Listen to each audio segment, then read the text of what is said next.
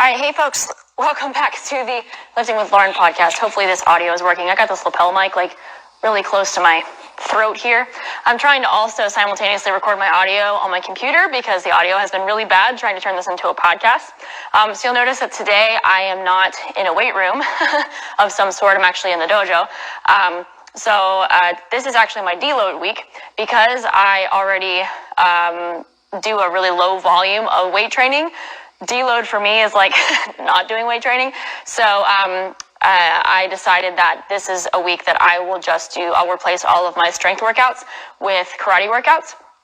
So I explained that more in the last YouTube video that I put up about my eating to gain weight series that I'm doing. So if you go back and look at that on YouTube, I explain it a little bit more in detail and get into all the reasons of why I'm doing this. But anyway, so today you get to watch me do karate stuff, maybe. But I put a poll in my, also, I usually do this like with the lights off and the door open. My husband does the same thing. And hopefully no one walks by and thinks that I'm a crazy person because I'm talking to myself. So hopefully the video isn't too bad either if you're watching this. Anyway, so I put a poll in my Instagram stories and asked folks what they wanted me to speak on today. So if you ever look at my story and stuff, you'll be able to tell, or you'll be able to vote on what it is I'm talking about. So today I am going to be discussing, sorry, turning up gain here. I'm going to be discussing, gosh, you think I'd be able to say that after saying it 4 times. Lifting and pain. So, not necessarily lifting through pain. I'll start by saying this. I'm obviously not a pain doctor, so don't take everything I say as like gospel, but a lot of my understanding of strength training and how you deal with it, how you deal with pain and how you get through that is coming from other people who are in the field. I haven't read a lot of research myself on strength training through pain, but I am going to provide kind of some insight into like my experience, and then also some of the things that I've heard from other professionals. So this could be another podcast where I'm a little bit all over the place, especially since now I'm getting used to a new format and I'm not lifting. I'm not taking breaks. So first thing, I guess it's important to define what pain is. If you follow people like Stu McGill or other researchers, they have mixed ideas about what pain is. One person who I really enjoy learning from is Dr. Jacob Harden. Quick piece of trivia, I actually discovered Dr. Harden on Instagram in like 2016 when he had like 60,000 followers, and he and his wife were my husbands and my chiropractors at the time, back before they were doing any of this stuff that they're doing now, back before they were even part of my detox. So anyway, just throwing the thing in there. But I got to learn a lot from him, and as he developed his Prehab 101 series, I got to learn a lot more from him as well. So he's dug a lot into the research as far as pain and pain science, and then some others as well that I'm kind of getting this information from. So the first thing is that pain is not just a physical phenomenon. It's like biopsychosocial, that's actually something that comes from precision nutrition. Anyway, but it has to do with a lot of different parts of your body, of your nerves, your psychology, all that kind of stuff. So what I mean by that is that pain can do a number of things. It can indicate that damage has occurred to an area. You could have pain when there's no damage to an area. You could have pain when there's previously been damage to an area. You could have pain when there's never been damage to an area. So that makes it 10 times more complicated, that there's all these different reasons why pain could occur. So first thing is your pain comes from, I'm going to get some of these structures wrong, so I think it's, is it nociceptors? If anybody's smarter than me out there and you know what it is, type it in the comments. I think it's nociceptors, so they're not technically supposed to be considered pain receptors. They just gather sensation. So sometimes it's a negative sensation, sometimes it's positive. When there's damage to an area, your nerves are supposed to respond and send a signal to your brain. Sorry, my phone's going off. Supposed to send a signal to your brain to tell you that there's something wrong in the area. Oh no, this is not good. There is a lot of complexity there because of the way that some things travel, like spinal cord and all that stuff. Anyway, not gonna get into that. That's how your body responds to pain. But some people don't respond that way. So some people could be in could have a major injury happen and not experience pain the same way as someone else. Now it's even more complicated. So you could be injured, but for one person, it could be completely debilitating. For somebody else, it's not really that big of a deal at all. They're not actually hurting hardly at all. So, so that's another facet of it. You know, there are people, I'll have people who are training and they're in the middle of, you know, doing a workout, doing an exercise or whatever, and they're just like, I don't understand. I just had like some really, really sharp pain in my knee or really sharp pain wherever. They've never had a knee injury, as far as we know. They've never had, if it's their knee, or whatever. But then all of a sudden the pain goes away. Now it scares the living crap out of them because they don't like the idea of having pain. But, you know, they don't have an injury. They didn't actually get injured in the middle of the exercise. They may have thought that they did, but the pain was really sharp. It was severe, and it just went away. So that appears to be one of those times where your body is signaling like, hey, be careful, like don't screw up, don't hurt me. So that's another example. So when your body has had an injury, and it's not injured anymore, but you still have pain.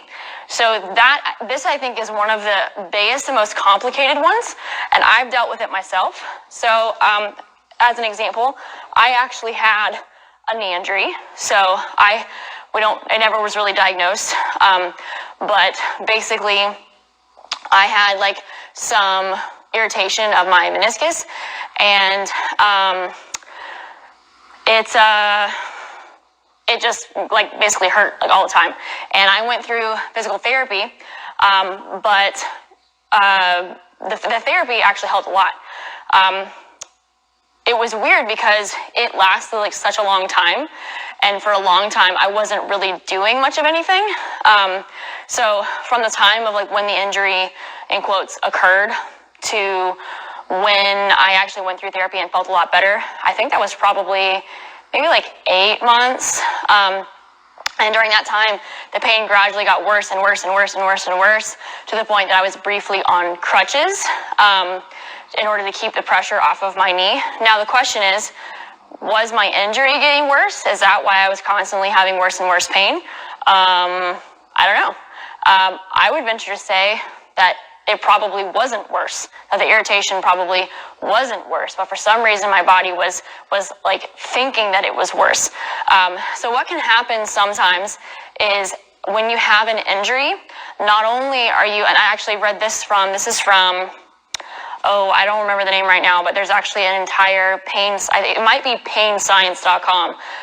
This guy literally dives into all the pain science research or something like that. I bought one of his books, but he talked about this idea of patellofemoral syndrome, which is essentially just a fancy pants way of saying my knee hurts. That was what I was diagnosed with, in quotes. He basically said that sometimes you can actually have irritation to those nociceptors, pain receptors. So it could be that your body is experiencing pain not because the structure that you're supposed to be using is injured, but because the actual receptors are irritated. So it could be that those signals are being sent to your brain, and there's nothing actually wrong other than those being irritated. But your brain doesn't know the difference. All it knows is that you're freaking hurting, and you don't want to keep doing anything that's going to make that keep hurting. So even though there's not technically any real damage, real as in like structural, there's enough damage to your body to send the signals to your brain to make you be like, hold up, I don't want to keep doing this. I don't want to keep hurting myself. I gotta fix this lapel mic. So what do you do then? So this book that I read from the pain science guy was basically saying that your best bet is to decrease activity, and Dr. Jacob Harden kind of says the same thing, is you're essentially gradually decreasing your activity, or actually decreasing fairly quickly, to try to find what things it is that cause you pain. So you're kind of like doing, I guess, trial and error, or just like experimenting with different things. So you cut out lots of activity. You gradually increase the amount of activity that you can do. So let's say like walking bothers your legs, or you're normally a runner and running normally bothers your knees. You would probably cut way back on running or cut it out. Give yourself maybe a week or two to rest, to fully rest and recover. And then you would be able to get up and start like walking short distances, really short distances at a time, and increasing the increments only by small amounts, either increasing the intensity or increasing the distance, essentially tricking your body into not sending those pain signals up to your brain. So if it's the case that it's the nociceptors that are actually the ones that are damaged. So I experienced that whenever I did have my knee injury. We actually had Hurricane Irma come through, and we just opened our business that year. The reason I had injury is from overuse from teaching, being barefoot a lot. So by the end of that year, when Hurricane Irma came through, we had to shut our business down for a couple of weeks, and being able to be home, and even though I was doing work in the yard, not being on the dojo floor, not being on my feet, not constantly twisting, turning, and doing all kinds of stuff, that actually gave me enough of a leg up on my recovery that I was then able to go into gradual exercise and stuff. And whenever I did my physical therapy, I'm telling you right now, that's probably the hardest strength work I've ever done in my life. Like, and I've done some pretty hard stuff, but being trained by somebody else, because it was one of the few times I was able to do that, I was able to be trained by their physical therapy assistant, and like, they were not freaking playing. I was so tired by the time I left there, but I felt fine. My knee didn't hurt. They just did a really, really good job of warming me up, walking me through these exercises, taking care of me, and I felt a lot better. But I think that was one of those cases where I was having that pain, but maybe the meniscus actually wasn't damaged anymore. Some other cases where that happens is with like herniated discs. This is probably going to take some people off if they listen to this. So herniated discs heal. I know that some people don't want to believe that, but they do. When you have a herniated disc, you don't have a herniated disc for life necessarily. As long as you're careful and you avoid the position that got your disc herniated in the first place, if you know what that is, then you're actually able to, your body will heal that disc, it will shrink it in, and then you'll be able to actually get back to normal as long as you gradually progress back into strength training that is doable for your body and you're not overloading yourself too fast. So the weird thing is, though, is that some people will have that issue where they are hurting. So their body hurts or their back hurts or whatever. And it's the same area that was affected by their herniated disc. Question: herniated. It could be that your body is having the same response to like that position or posture that got you injured, or something pulls a little bit weird. Your body's actually giving you the same pain response that you experienced whenever you first got injured. Maybe that's because that neural pathway is built. Maybe it's because those nerves are irritated. Maybe it's just a response. Who knows? That's the thing. All of this stuff is a little bit abstract. So that's kind of another thing. is that most injuries heal. You don't necessarily have them for life, depending on what they are. But the way that you deal with the pain is probably the more important part. Another weird fact. So I said that some people will have injuries and they don't realize that they're injured. An example of that would be there are people who may have a torn labrum, shoulder or hip, and they won't realize that they're injured because they won't experience any pain. I don't know that that's necessarily rare. I think it happens a lot. I think it's called a slap lesion in their shoulder. Anyway, you can have, I'm probably saying a bunch of stuff that's probably like the terminology might be wrong, but I think the general idea is there. So you can have major injuries and not experience any pain at all. What's interesting is that in a lot of cases, when you point out, oh my God, you're injured, how are you not in pain? All of a sudden your body's like, whoa, why am I not in pain? I should be in pain. Let's have some pain. Pain is literally, in a lot of cases, it is a psychological, I don't want to say construct, but it is something that will occur once it's pointed out to you. So,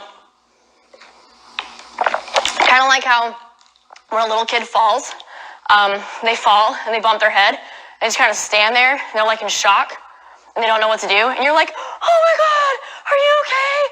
And then all of a sudden they start bawling their eyes out and they won't stop, and it's like, oh my God, it's horrible. But before you reacted, they didn't have any reaction at all.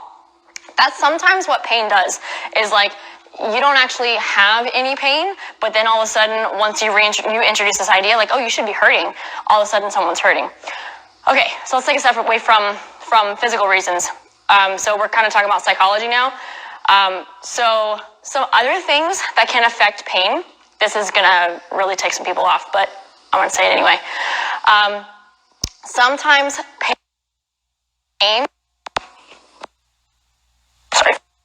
pain is affected by your attitude.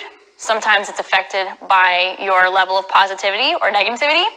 I say that because, once again, it's related to your outlook. If you look at pain as debilitating, or you look at your body's inability to do something as like debilitating, or like you're just not going to be able to push through it, you're not going to be able to get strong enough to do whatever, sometimes that will actually put you in more pain. I have worked with some people like that who I feel have experienced more pain than their body. They've experienced more pain for, I don't want to say no reason, because I don't want to nullify what a person feels. Let me say that. When a person experiences pain, they're experiencing pain. And I don't want to say like, oh, it's all in your head. I'm not saying that. But sometimes people's outlook can make that pain worse. I've had people that I've worked with, sometimes like senior adults when I used to work at the gym, that would say that something hurt them, or they didn't understand what they were feeling. Sometimes it was soreness, they didn't understand what that was. But they would do something, and because it was uncomfortable, they mentally quantified that as pain. So when they would do that exercise or whatever, they'd be like, oh no, I can't do that. It hurts me. Whether or not they are actually experiencing pain from that, I can't really tell. Once again, I'm not belittling those people. I've worked with a lot of people who have been like that.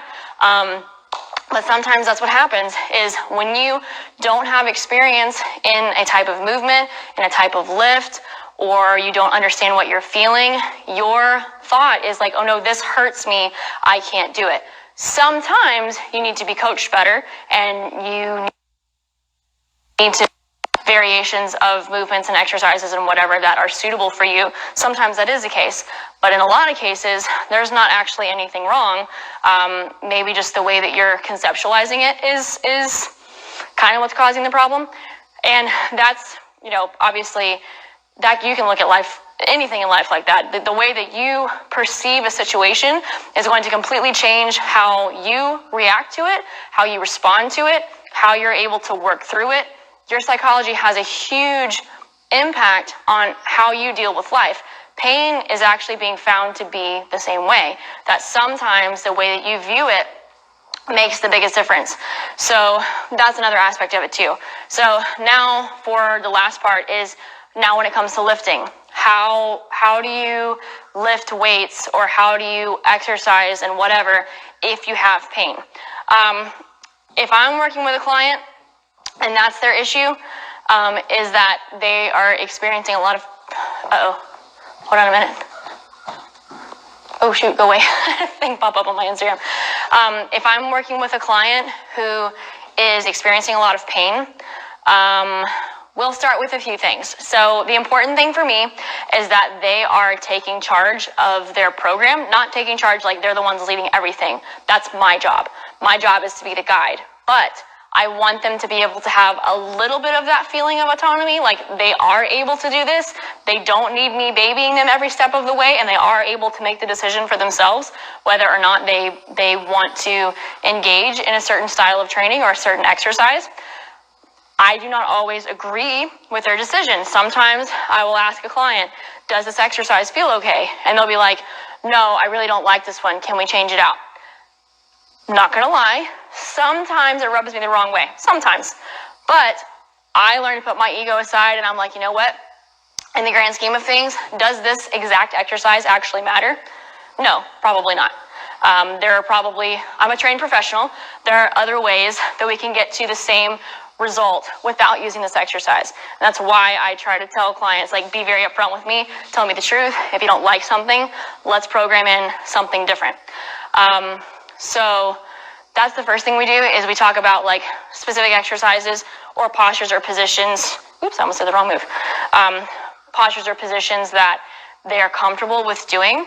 And then we work on maybe increasing the difficulty of those postures or positions by either increasing load, increasing volume, like increasing the number of repetitions. Load is going to be adding weight. Maybe we vary it up slightly. So maybe they're comfortable with, like, say, let's say they're comfortable not with an air squat, but they're comfortable with a box squat. They're comfortable with sitting down in a box, standing back up. Okay, right. So we're going to start with a really high box. We're going to get them squatting to the box.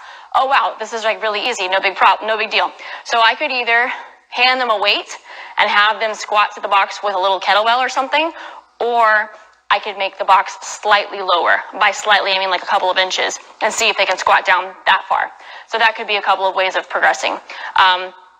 And then I don't usually experience this with as much with more advanced athletes, but you can take the same approach with clients who are a bit more advanced. So you could have them work through progressions. You could work through progressions of exercises that you're comfortable with, and then you gradually increase. There's a train going by. You can gradually increase the difficulty of the exercise, or the load or whatever within your tolerance. Dr. Jacob Hardens in his Prehab 101, he actually talks about doing it on a pain scale 1 to 10, like, maybe you're starting off with a 7, but then like whenever you're normally going through life, we're trying to get you to rest until your pain is like a 4, and then we try to do your exercise and puts you at more than a 7 or whatever. I mean, just using these markers to determine whether or not you should continue. That way you're building up tolerance. So sometimes your healing process is coming from learning to work around pain, doing what your body can actually handle, and going from there. So let's see. I'll give an example of that. Okay, so the herniated disc example. So it kind of depends on what caused the herniated disc, but lapel mic's falling down again. It depends on what caused the herniated disc, but it could be that rather than quitting exercising altogether, you actually continue to exercise, you just have to change up what you're doing. So let's say compression hurts. So let's say that putting a barbell on your back feels really, really bad because it causes you to have the same pain that you did whenever you first had the injury. So maybe instead of that, we are reverting back to box squats. We're continuing to build the legs, continuing to get that motor pattern going, but we're not going to continue to load the spine just yet. So maybe after a little bit, we try I don't know, like belt squats, if you have access to a belt. So we're still, or we're doing leg press. We're still able to work the legs, but we're not putting as much compression on the spine. We're also not going to do too much of a load, because if you start doing too much intra-abdominal pressure, there could be a little bit of compression of the spine. It's supposed to be a tiny bit. There's going to be a tiny bit whenever you're lifting, but maybe we're being careful on that. And maybe we're also gradually increasing the compression. So let's say we're working on abdominal bracing. Maybe you're still learning, maybe you're still bracing while you're doing your air squats. If you would normally do an abdominal brace and then do your barbell squat, maybe instead of, because you don't have a barbell, maybe you're doing an air squat and you're actually bracing through the core. You're practicing all the same movements and you're keeping that psychology, you're keeping that mental training going, but you're practicing only to the air. So, there's a couple of techniques you can do there.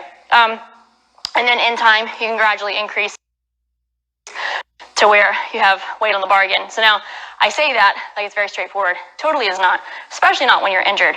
There are like so many different things that can happen, and especially if you don't have guidance. I'm saying this from experience. If you don't have guidance, then you end up getting overzealous, and then you put yourself right back to where you started from, or you could be too afraid and then you don't do anything. So I've seen both. I've been both. And it can really screw with your mind you up and can make you feel like, oh my gosh, I can't keep going. I can't continue to lift. I can't. I'll just kind of end this with saying this. Sorry, I keep burping. Most important thing is to find what you can do. So try to find movements and exercises and strength workouts and whatever, things that you can do whenever you are initially injured or whatever. Give yourself a little bit of a break. You need to have at least a week or two of give yourself some rest. Don't push it. Don't overdo it. Give my body a chance to actually start this healing process. But then try to find things that you can physically do without pain.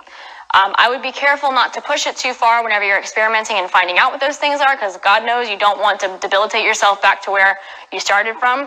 But, if you can't work your lower body because you got a knee injury, or you're in a car accident and you broke your leg, then do upper body. Much simpler sounding than it actually is, because, like I said, if you're used to doing physical exercise, it is really hard to stop. Whenever I had my knee injury and I couldn't train, couldn't do karate, I would go to karate class. I'd still go. But I would sit there. I would just sit on a chair, and all the katas that I just did, I would do that from a chair. And I would actually I was training my mind. I'm not just physically doing the movements. I was also working on my abdominal bracing, and then I was also working on turning the kata around in my head and getting better at doing it. That was for karate stuff. With lifting weights, I've seen some people where, they have an injury and they're not able to deadlift, for example. So they'll actually practice whatever their deadlift form is. They'll actually practice going through that form, no bar, no weights, but they're bracing, they're contracting those muscles, they're putting as much neural drive into that exercise as they possibly can, basically pretending like they're doing the exercise. So those are just a couple of things you can do, but especially showing up for your keeping your schedule the same, that helps a lot with the psychology part of it, because that's going to be a huge, huge aspect of your pain, your experience, and then your recovery from the injury. So I'm going to just look and make sure there weren't any questions. I know that was a little bit all over the place. Okay. Hopefully that helps some people. I know that was a little all over the place. Like I said, I'm not an expert on pain science. This is just and heard and read from people who are much smarter than I am. If you guys have any requests for what I talk about next time while I try to work out and do a podcast, you're welcome to message me or whatever. And I'll see you guys soon. Bye.